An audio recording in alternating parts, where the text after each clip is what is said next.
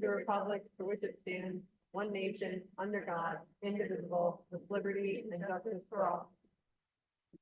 Great.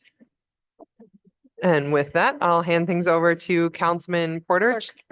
Clerk for the roll. Roll. Councilmember Porter, Present.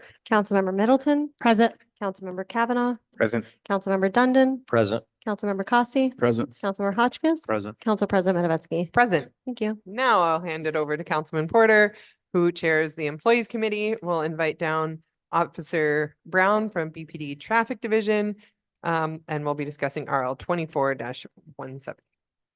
RL 24-170, ordinance to amend the 2024 budget to add a full-time parking meter checker and transfer funds to cover salary and benefits. Welcome. Yeah, so as the council member stated, it's pretty straightforward. We have one full-time parking meter checker right now.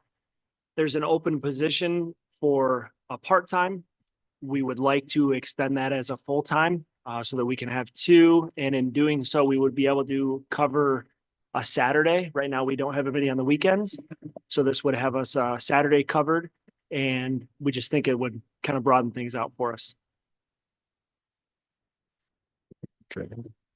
I was wondering if how the salary versus the fees compare, whether or not, working on a Saturday is gonna help cover some of that. Okay, difference. so I can't really speculate because I don't know. I'd love to. I do know that the position as it is, even the full-time one was not covered for, I think, about 6 months. So as far as budget line stuff goes, the money is definitely there. We've spoken to the mayor about that and all that stuff is good. I would dare to say that over on a weekend, on a Saturday, having somebody there for a full 8 hours is going to be, beneficial. I think that will outweigh whatever that cost is. So are they gonna overlap Doug. then, like Monday through Friday and Tuesday through Saturday then for a type schedule? Yep. So there'll be overlap, which is what we were when we did have two, a full-time and a part-time. They did overlap for several hours on regular days of the week. But we still didn't have anybody covering the Saturday. So we think it's a good mix. Councilman Kavanaugh. The only enforcement they can do is parking meters. They can't do other parking violations, or they can. Yeah, so right now, our parking meter checker that we have full-time has a marked car. He's in uniform. He responds to calls for service. So if someone calls in from any district and says, hey, somebody's blocking my driveway, we send the parking enforcement over before we take a guy off of patrol to handle something like that. I like that. Okay. Is that, oh, I'm sorry, go ahead. Councilman Hotchkiss. Hi, does the current full-time position cover the full period where you have to pay for parking? He comes in for, there's a lapse of, he's done it 4, parking ends at 6. So there's a slight gap there. Have you given any consideration to having this position cover that? Maybe he starts later, ends later. I think we talked about just an hour, like going to like a 9 to 5 instead of an 8 to 4, so that we get a little bit more coverage that way. Because we do tend to give a little bit of that leniency, like getting towards the end of the day, pay period, and when that stuff is, in the morning and afternoons being the busiest times. My question, probably a silly question. So we're having this second person, is this to help during the time when we have those switching sides for parking issues? The Only for alternate that, side? yeah, the alternate side parking. Yeah. So that is for parking enforcement, that is our biggest, I don't want to call it a headache. It's extremely necessary. But that is when we definitely need the most. The more people that are out there to help enforce that, the better. And that's for obvious, safety and street clearing stuff is huge. So that will certainly help us with that. But it tends, okay. So that means it's tend to be all year round that you have this person. We will have for them the all year. position Yes. Pretty much, not just for this alternate side parking. Correct. So you're picking up a Saturday. One of them will work Saturday, One will work on Saturday. Saturday. So you'll have then double coverage that you have now 4 other days of the week. Correct.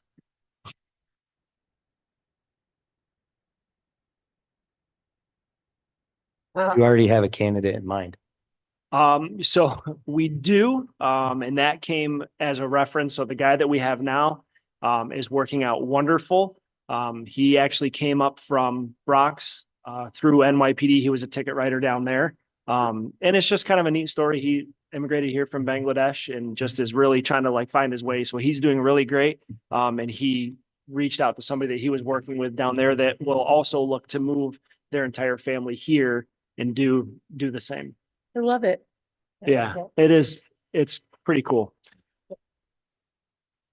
In terms of meters, it's basically only downtown we're looking at in terms of the metered area. So kiosks, yes, but they're not only responsible for kiosks. I mean, parking enforcement goes citywide. So like I said, today he was over in, the first ward area based on calls for service, not on his own. He was called there to, people had called in and said, I can't get in or out of my driveway, whatever that case was. I was Councilman gonna, Middleton. no, I was gonna say, in the second district, we've had an issue, we have an issue with someone parking like a trailer outside. I'm not sure if you're aware of that. But, this officer would be able to help with things like that, correct? Do you know where specifically you're talking about? Yes, it's on Nealon. Yes. Okay. So I've fielded that phone call a couple of times. We've gone out there. I've been there. I've spoken to him. And sometimes, right, we can't make everyone happy. And because you don't like something doesn't mean I can make that problem go away. Right, So we've yeah. done everything that we can do, Okay. but Tawhid is our parking enforcement guy, and he was the first person we sent. Go over, take a look, see what's going on there. And that was step one. But yes, we do address it, but we can only do what we're allowed to do. Thank you. Anyone else? Well, this sounds exciting. Thank you. All right, we'll move on then. Thank Thank you you. so much. Thank you. Thank you. Next, we have, Council President. Yep. So there's a request to expedite on this. all right. I'll make the motion. Motion to expedite. I'll Is there a second the motion. Seconded by Councilman Dundon. Any discussion on the expedition? All right. Sounded like because there was a candidate in mind. I assume that's a justification for an expedition. And relocate. Yeah. Okay. So the clerk can call a roll. Councilmember Porter. Aye. Councilmember Middleton. Aye. Councilmember Kavanaugh. Aye. Councilmember Dundon. Aye. Councilmember Costi. Aye. Councilmember Hotchkiss. Aye. Council President Matavetsky. Aye. Thank you. That's 7-0. Great. So RL 24-170 has been expedited to our Wednesday meeting. Okay, next we have RL 24-171. Hand things over to Councilman Dundon, Chair of Public Works and Parks, and we welcome down Acting Parks Commissioner Ballard. Nope. Oh, nope. Deputy Mayor Yeah, this is RL. Lyman and yep. And our Executive Director of the Discovery Center. This is RL 24-171. It's an ordinance to amend the 2024 Parks budget for playground surfacing at the Discovery Center. Go ahead, Megan. Thank you. Yeah, I apologize. Nick couldn't be here tonight, so I'm filling in, and joining me is Dr. Brenda Myers. She's the Executive Director for the Discovery Center. So I'll give just a quick overview of this from the city standpoint before turning it over to Brenda, who can provide a little bit more context and details. But as the councilman said, this is an ordinance to amend the 2024 budget. This would update a budget line title in the parks budget to account for a project change. So some background on this, the Discovery Center had approached the city with an idea to install a new playgrounds at Ross Park, where the center is located, in the area where the basketball courts are currently.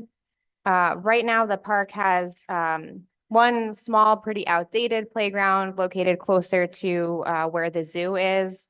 That playground will have to be removed when the carousel is relocated.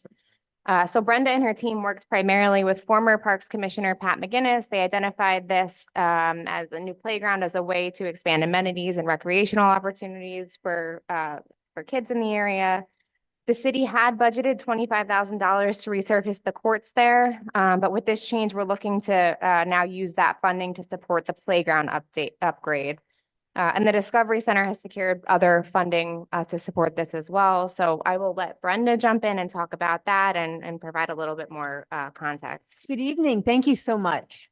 You know, at the Discovery Center, I hope you've had time to visit our beautiful Story Garden, which is a free to our community and is a great place for our children to learn and play. Tangential to the Story Garden, and the Story Garden is full with 24 exhibits. We have the basketball court. The basketball court would now become part of the Story Garden. And in our dream, there would be a 3-phase development project. The first phase being the pirate ship. Now, because we are a place of play, we like to build narratives. So we're building out Neverland, a little bit of Captain Hook and Tinkerbell. And we're starting with the pirate ship playground. We had a committee of parents and community members who thought that that was going to be a wonderful addition to the park. We also have a preschool and UPK and after-school program, and our children don't have a play area. So adding that not only for the community, but for the program is very important to us. And we think it would be a wonderful draw since we are also adding more community activities with the new Trails project. So as the community comes in, we've also had a problem in this area that there was no fencing right by the road. So the children could run right into the road. And we're happy to say that on the edge of what was the basketball court by the road, we have sold in these engraved pickets. Where you could get your name customized, and we're going to be installing a new fencing area when we install the playground there as well. So we have worked on this first phase of funding. We've raised over $180,000 to pay for this project. As you know, as a not-for-profit, we have to raise every dollar. And then what we've also done is we've started to work on adding a second piece, which is a boat dinghy with a dock that would be for wheelchair accessibility, that the wheelchair right now would be able to go in. And we'll also be building out the Neverland House and Captain Hook's bridge and treasure map. So we'll continue to develop this just as we have the Story Garden at the Discovery Center.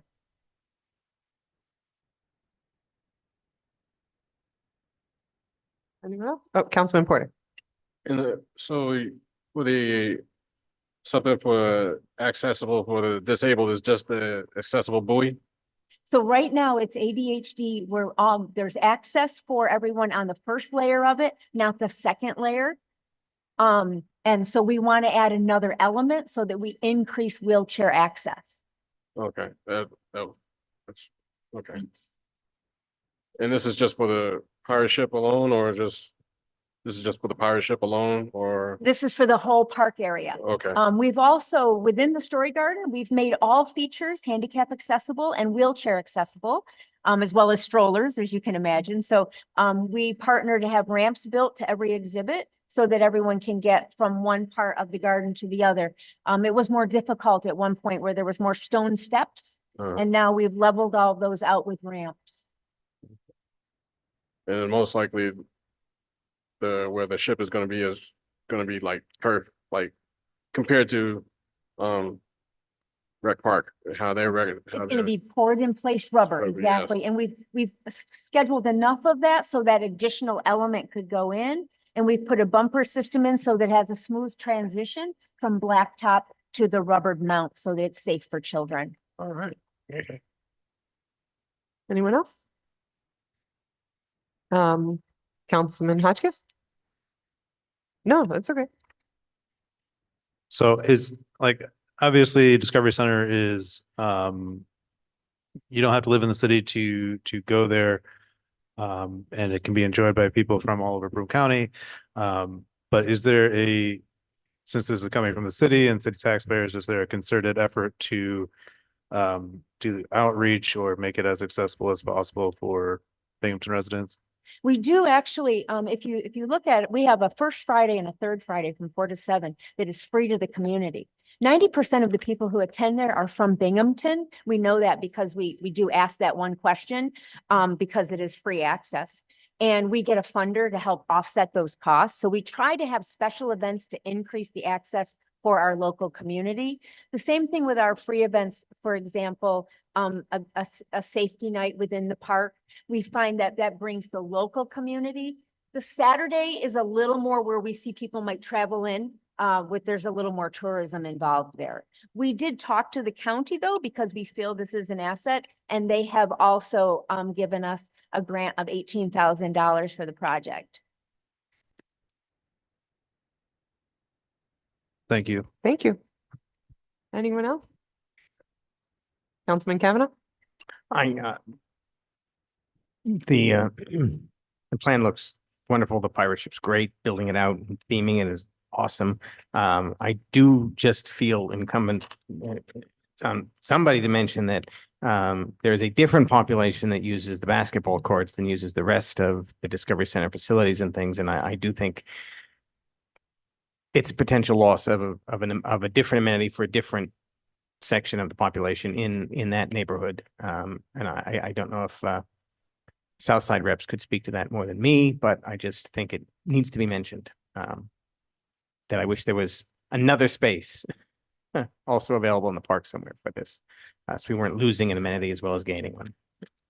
Yeah, Deputy Mayor? Councilman, I will just say, we're losing the court at Ross Park, but we have, courts on the southwest side at MacArthur and the southeast side at Booth.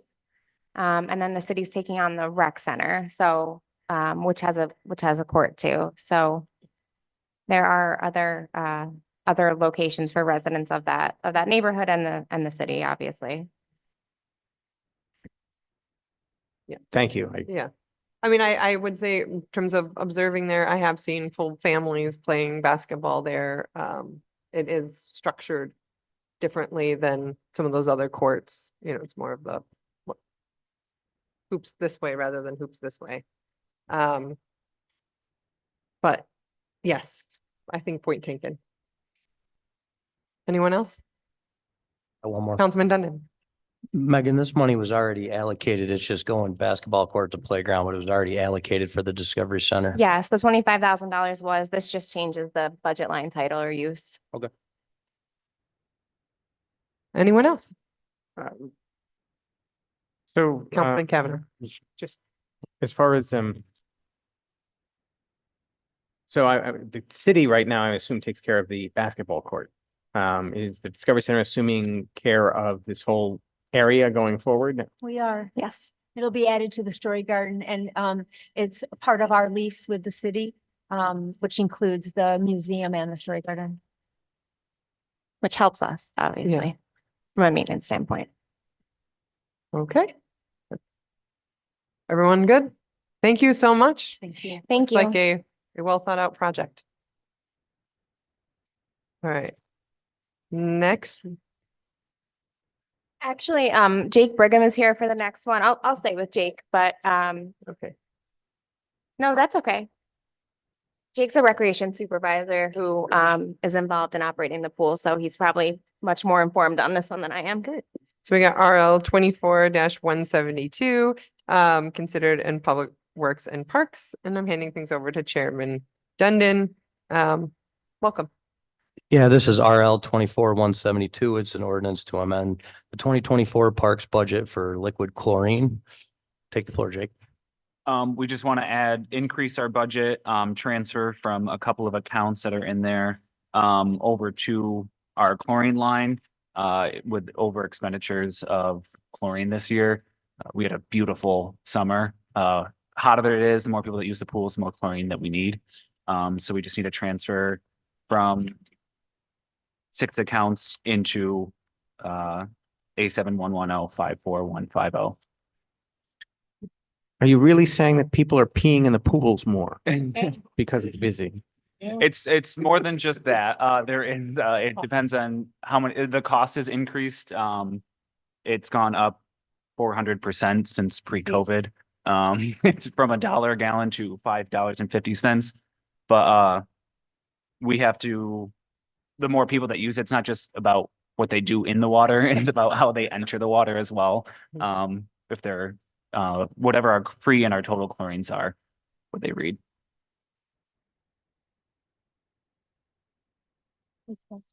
Any further questions?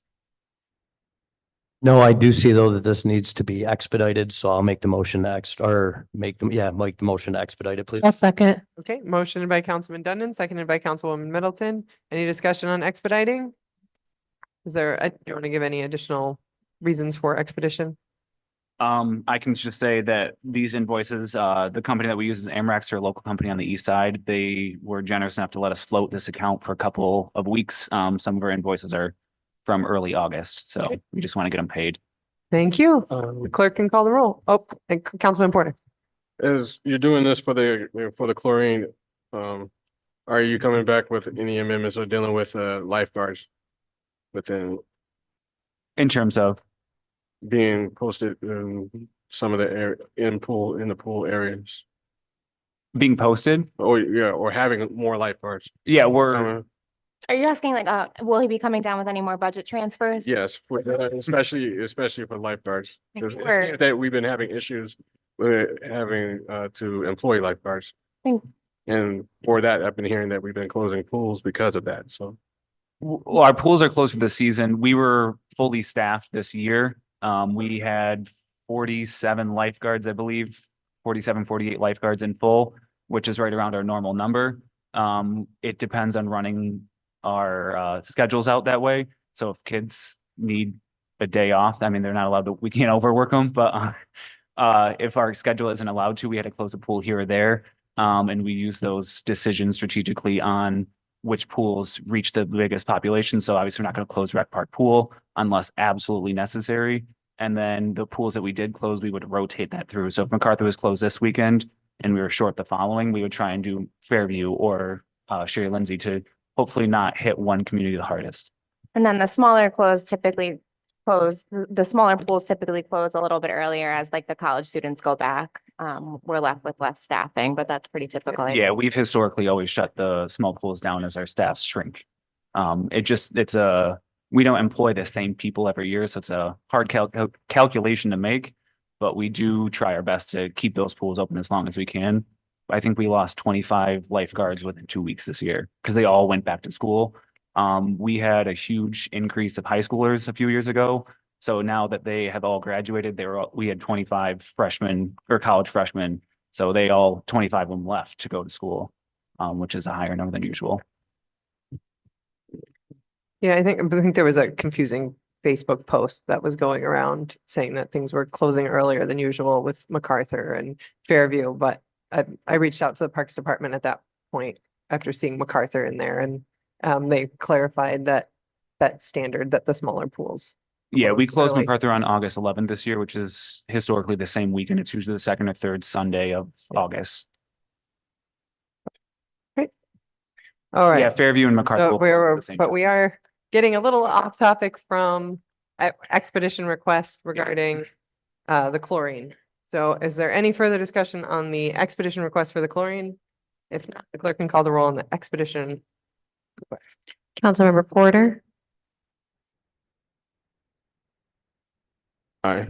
Councilmember Aye. Middleton, Councilmember Kavanaugh. Aye. Councilmember Dundon, Aye. Councilmember Costi. Aye. Councilmember Hotchkiss. Aye. Council President Matavetsky. Aye. Thank you. That's 7-0. So this RL will be on our Wednesday business meeting. Okay, thank you. Next, we have RL 24-173, considered in planning, handing things over to Councilman Hotchkiss, Chair of that committee, and we're welcoming down Assistant Director of Planning, Tito Martinez. So this is RL 24-173, an ordinance to discontinue a portion of Overland Drive. Want to give us an explanation, Tito? How you doing? So this is just related to the sale of Overland Drive. The city has to officially discontinue this section of public street before it can be sold. So it's sort of a formality.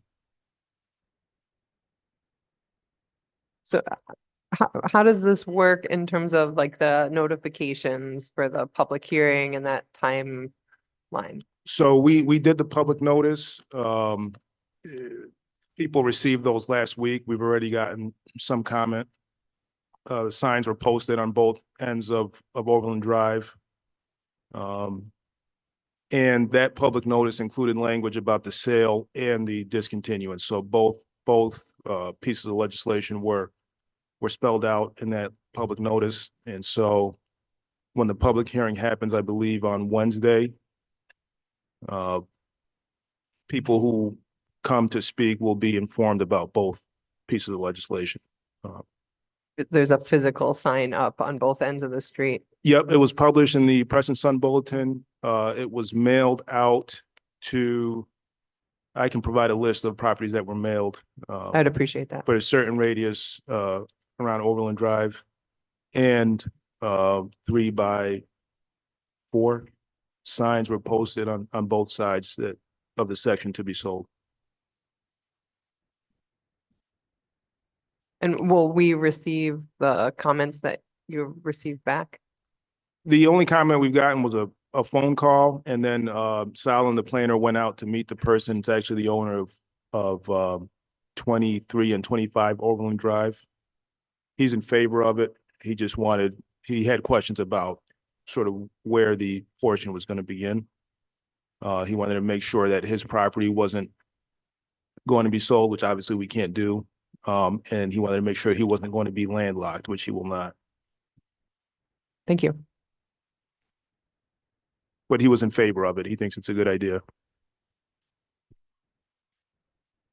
Anyone else? I guess, what other infrastructure is in there besides the road itself? There's like water, there's water and sewer, or? No, there are no utilities in the section to be sold. And that's the reason that's kind of the reason that Mr. Shaw wants to buy it, so that he can run utilities through that section of street to his building at 31 Overland. Thank you. I don't have anything else. And Councilman Porter. so that I can understand this. This discontinuance is eventually is going to be just his property. That whole street pretty much going to be, or at least part of that street will be his property alone, correct? And Correct. And it won't be something to go buy through anymore.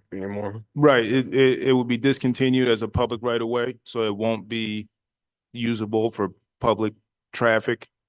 And that would be step one. And step two is selling it to him. And then it would be part of his residential property. Okay.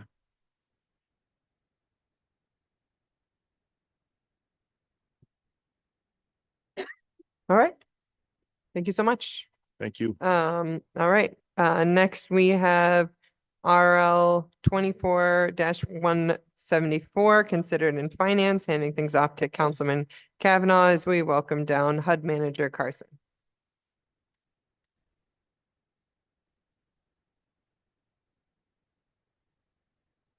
Welcome. Hello, how's everyone doing? Hi, Steve. So we have RL 24-174, and it's related cousins here, RL 24-175 and RL 24-176. Do you want to give us an overview of what's going on and why? Okay, so the first one is the standard RL to allow us to enter in agreements with various agencies to receive HUD funds. These are projects that were approved by City Council through the previous annual action plan approval back July, I believe. So this is just the formal process of allowing us to enter into actual agreements with these agencies.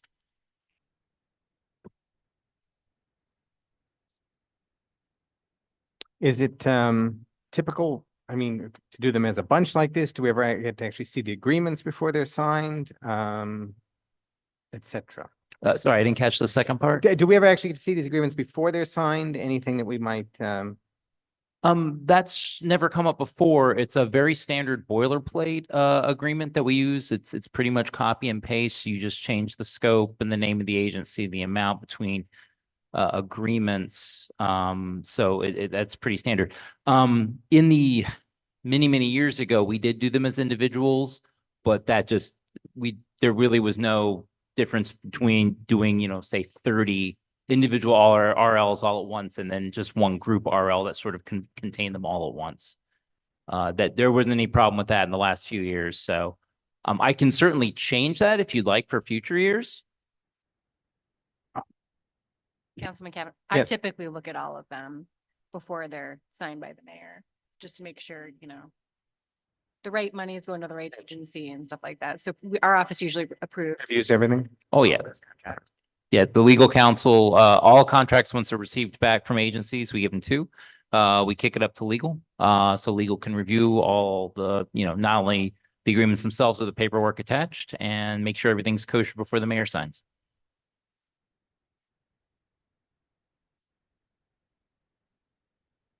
Anything else? Anyone else? Do- Paul? Councilman Hotchkiss. Thanks.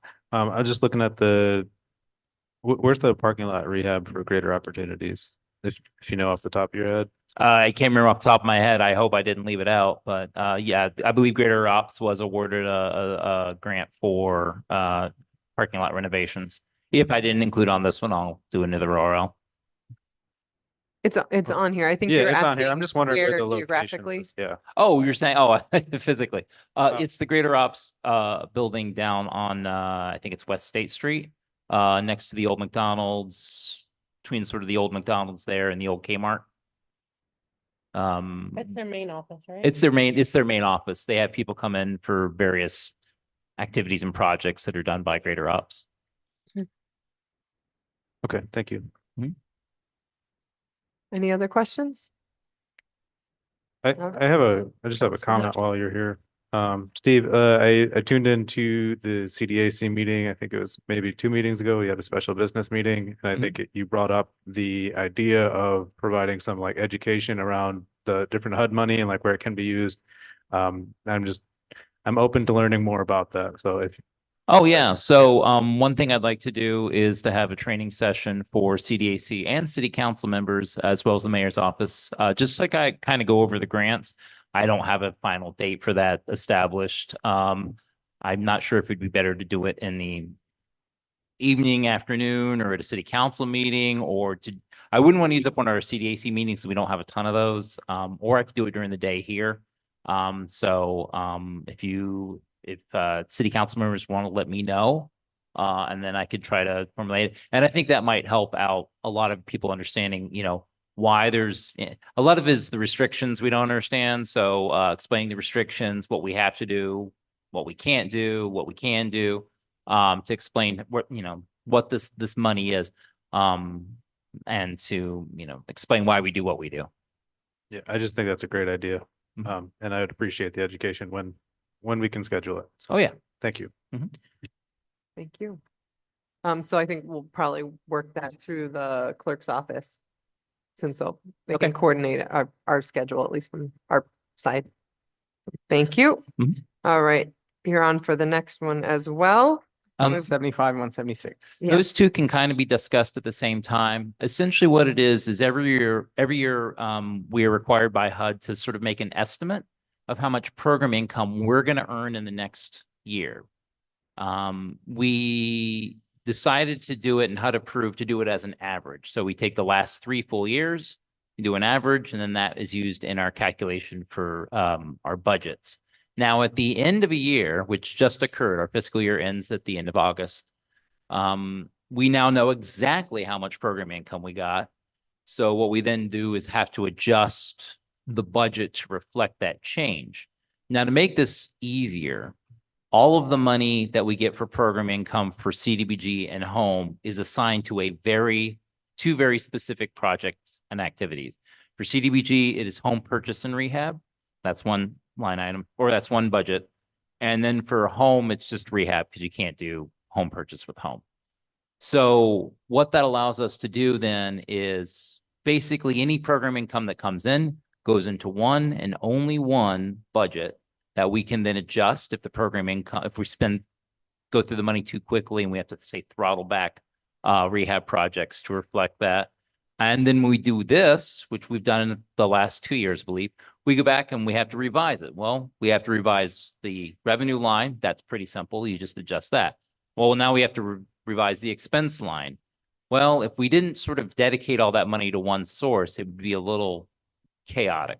So now all we have to do is adjust the one budget line that's getting the program income, and coincidentally is also the line that produces the program income. So it sort of feeds back into itself. And so this is just simply a end of the year math to correct for the estimation. Any further questions? Well, you might as well elucidate us what the program income is from these. Sorry? You might as well tell us what the program income is, what it consists of. Okay, so the Yeah, program break it down.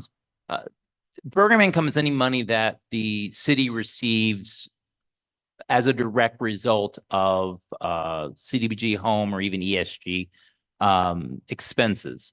Now, generally how that's going to come about is, in our specific case, are when the mortgages that we enter into contract with people to do rehabs are paid off.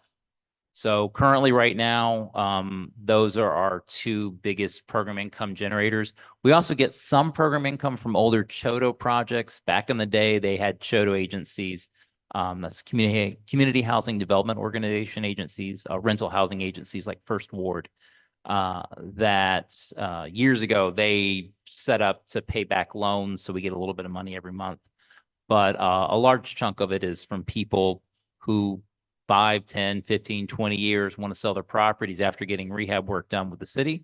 Our mortgages require a partial payback. They make the partial payback and we're able to discharge the mortgage. So that's how the program income is generated.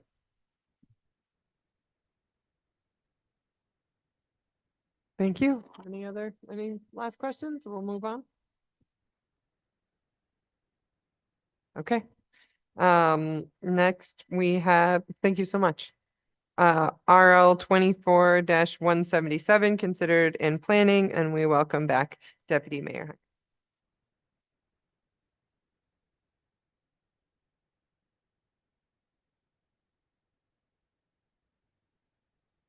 This is RL 24-177, an ordinance to amend the 2024 general fund budget for the demolition of a fire damaged property at 2 Pleasant Street. It's pretty straightforward. Yeah, it is. So the city worked with a contractor to demolish the property last month after a serious fire there early this year. So this is, as with other fire damaged properties that have come to city council, we'll look to place a lien on this, but in the meantime, this is the legislation is needed to pay the contractor for the demo work. I don't really have any questions. I think the directly adjacent neighbors are grateful that it's taken down now because it was vacant for a long time. Yeah, I think there, and it came up at the neighborhood assembly that maybe we could work into the demolition process, that there's like a part of it, there's like pest control that happens before demolition so that the pests that might be in a vacant structure don't go, are addressed before there's a demolition and it moves to adjacent homes or buildings. That was something maybe we can explore in the future, but that was the one complaint that came out of it. If that's not already part of the practice. Typically, I appreciate that feedback. I think a lot of times for vacant properties where, and I'm not sure if this was the case for this property, but if there was trash and garbage inside or like a hoarding situation and it's demolished, when the debris is removed, that normally also gets rid of the pest or rodent infestation. But that's something we can talk with about with our contractors who do the demo. Yeah, it's just like the migration from that spot that's the troubling part. And I think a lot of the fires that happen are in vacant structures, which are at least a good portion of them, and they are more subject to having pest problems. So that's all I had for that. And one of the neighbors that has an adjacent parcel is interested in acquiring the lot if it becomes under city ownership. That's all. Okay. Thank you. Anyone else? All right. Well, thank you so much for coming down. And well, that will move on to RL 178, considered in special rules. And we welcome down Deputy Clerk Sam Costello.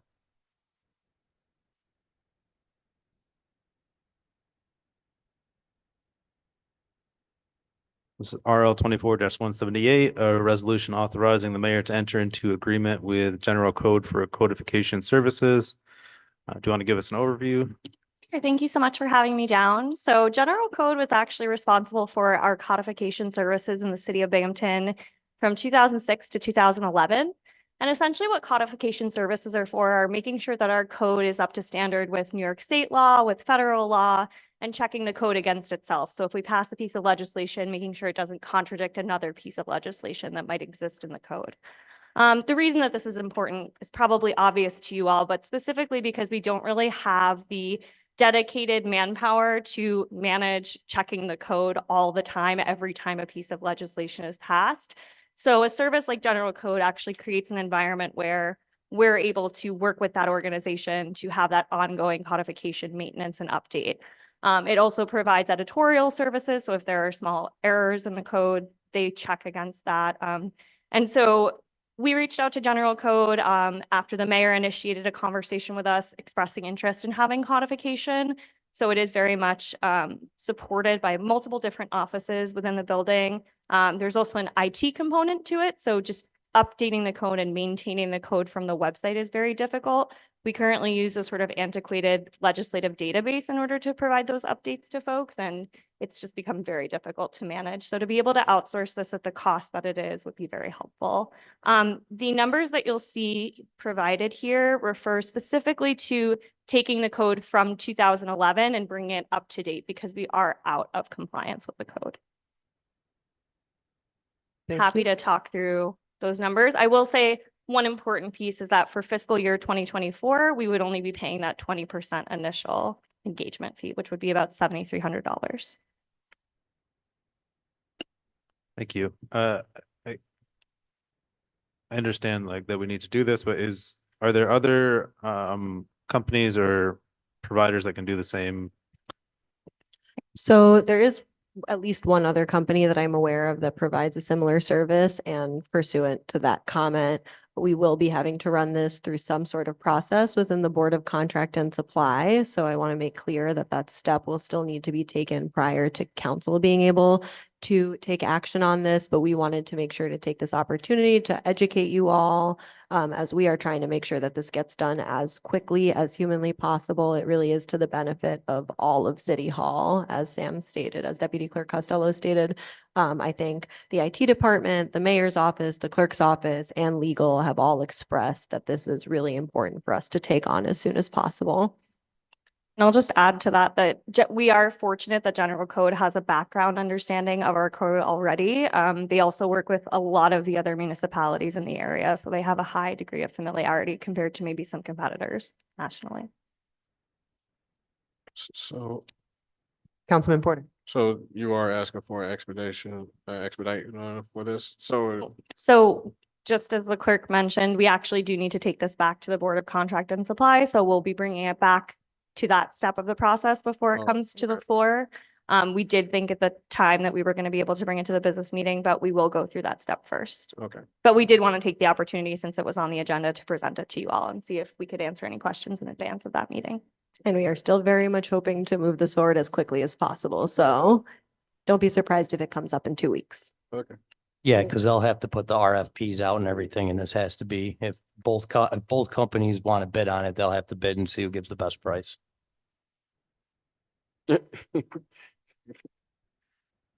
Again, I'll just flag that there is a special exception under the charter that if there is a particular or unique reason why a specific company would be useful, and we do think that the specific company would be quite useful because they have a specific familiarity with Binghamton's code. Right, the classification would be a single source contractor, I believe is what it's called. So we're Lowest responsible bidder is lowest responsible bidder, no matter what the contract is. absolutely. This is why it would be good to have a codification system in place. because these questions would become much more clear. When we previously discussed this, it's not just all of that checking, but would this piece of it include like the app side of things? So one of the great pieces of it, and I would recommend Schenectady has a really good example of it. I regularly reference their legislation using general code, and it's super helpful. It's indexable. So when you go to their website, you can literally type in any kind of search term, like let's say demolition, and it'll show you all of the legislation related to that. It does come with a mobile app. And so that's really increasing the accessibility of our code, which frankly, in its current state is not super accessible to citizens, and it's not indexable or searchable in a way that people can really understand it. And I would also just say it offsets a major legal liability in us not being able to update the code and then print it. They also provide printed copies, which in the status quo cost about $5,000. And we do have a legal liability to have a printed copy of the charter available. And we talked about the public, but employees, especially since we've seen employee turnover and such that, and we've also seen, from our discussions, an increase in legislation over time that, so even for existing employees, things might have shifted since they last referred to it. Yeah, so you'll notice that we made a chart from the clerk's office of the number of pages that we've been producing. It varies every year, but we've seen a general increase over time. And the cost of that maintenance per year will depend on how complicated the legislation is, but roughly we would see it around $4,500 to $5,000 just to get all of those pages updated, and they check them for editorial compliance. Anyone else? Yeah, I think the Councilman Hotchkiss. the transparency element is super intriguing to me. But I'm curious, process wise, does this slow your office down potentially? Quite the opposite. Okay. The current way that we process legislation is we take an RL when it's submitted by somebody. We have to upload the RL physically through a scanner. Then we have to take the RL and then create a packet with it. Then we take the packet, we bring it to you. Then we have to print. It goes like through a very long process. Whereas we could potentially streamline the entire process so that the RLs and the pieces of draft legislation are sent directly to general code, and they would maintain the database that the public and employees could access on the internet. So instead of sort of the clerk's office fielding all of that stuff and then making sure it's all streamlined and posted at a certain time, we could rely on general code to maintain the database for us. To be clear, we would still be responsible for managing the records physically and on a server outside of general code, regardless of this as records access officers, but it would streamline the internal and external processes. Like specifically for legal cross references though, is that Yeah. to do the automated, or is it? So for everything, I mean, they would only do a legal review of actual changes to our code and charter. The majority of the bills that we pass do not actually amend or modify the code and charter. But they would still process, post, and take in even the non-code related RLs. And so that does reduce the burden on both Corporation Counsel and the clerk's office of trying to, and IT specifically, of trying to triangulate the conversation around what kind of bill has maybe changed portions of the code, how we update the code, and then physically going into the website to update the code, because it does require all of those offices to coordinate at a certain point. And depending on the complexity of the legislation, that can really take a significant amount of time. Whereas being able to process it through someone with a huge team behind them, it would be a lot more efficient. A team that is also informed with legal expertise, so they're able to do that kind of checking.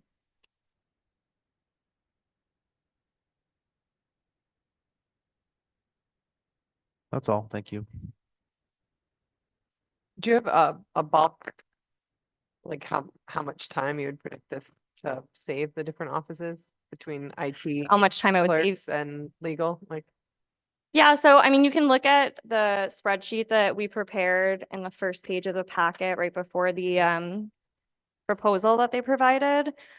We based the legal review on Corporation Counsel's manpower and the number of hours that we expect they have to review the type of legislation that's already being passed through all of their offices. It's a significant amount of work and a significant amount of time, and that's not considering all of the drafting that comes out of the clerk's office or the processing or those other types of things. So if you want me to break it down by hour, I can come back to you with some more individualized numbers, but I would say overall, I think we would be saving a significant amount of time. And as you know, a lot of these offices are short-staffed. There's been an increasing amount of employee turnover. So it's helpful for us to have an outsourced space where we know that there's always going to be a consistent feedback loop and we don't have to rely on one employee or some institutional knowledge in order to continue to make sure legislation is being processed accordingly. Thank you. I'm just interested in seeing, assuming this moves forward, that to see whether or not the predictions on savings pan out. Yeah. Yeah. Yeah. And I think, like I said, we had meetings with the comptroller's office, with IT, with the mayor's office to run through if we all thought these costs were reasonable estimations of what we are actually spending per year trying to do this, and comparing that against what this upfront cost is and a quite frankly minimal cost moving forward year by year. It seemed very obvious that there was both upfront and annual savings. That is significant. Yeah. Thank you. Councilman Tundon. Not that you could probably answer this. Do you know why the city got away from using this program?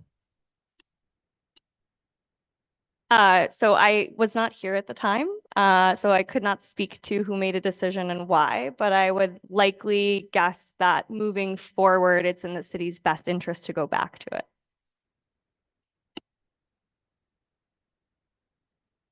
All right. Anyone else? Okay. So just point out that we're hoping to, the reason that this was marked for expedition is because we are hoping to get the project initiated this year so that we can start with a really clean slate in 2025 and all be on the same page quite literally about where the legislation lands. Thank you. All right. Next, we have RL 24-179, considered an employees. Handing things over to Councilman Porter, and our presenter continues to be Deputy Clerk Sam Costello. Okay, the 24-179. As an ordinance to amend the 2024 clerk's office budget to adjust for responsibility of adjustments. Please explain that. Yeah, sure. Give a quick overview. So unfortunately, the registrar from the Office of Vital Statistics recently resigned. She's on to a great new position, but we're sad to have lost her. She was an incredible employee. That being said, we have two remaining amazing employees who have taken on an additional amount of work that is far exceeding what their job description is. Neither of them are acting out of title. Like, we don't anticipate them to be out of title for considerably longer, but we do consider them to be acting outside of their responsibilities as they are right now. So we would like to have responsibility adjustments that reflect that. We've come with numbers that reflect what it would be like if they stayed till the end of the year in those responsibility adjustments, understanding that that might shift over time. They might not have to take on their responsibility adjustment until the end of the year, and we will reflect that accordingly depending on how the hiring process moves forward.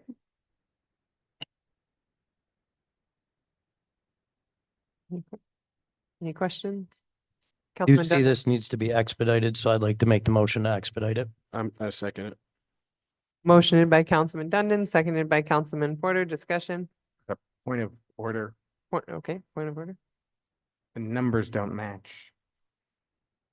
I'm sorry, I realized the budget transfer sheet is the one that's correct. So it should be 7,273.38, 6,000. So the budget transfer sheet is correct. The comptroller's office and I were going back and forth for a while on the numbers just to make sure that they accurately reflected the salary differences. So I It's gonna can, be the 13,747.20. correct, All right, yes. so as long as that's. updated. Apparently, the last week of the year is billed to 2025, and we didn't realize. There was that. just an extra pay period in the first one. I apologize. All right, so we had a motion to expedite. Okay. Any other discussion on the motion to expedite? Nope. Okay, the clerk can call the roll. Councilmember Porter, Aye. Councilmember Aye. Middleton, Councilmember Kavanaugh, Aye. Councilmember Dundon, Aye. Councilmember Costi, Aye. Councilmember Hotchkiss, Aye. Council President Matavetsky. Aye. Thank you. That's 7-0. So Yep. this will be expedited to Wednesday's business meeting. Thank you so much. Is there a I'll make a motion. I second. to adjourn. Motioned by Councilwoman Middleton, seconded by Councilman Porter. All in favor? Aye. Aye. Any opposed? Great. Have a great night.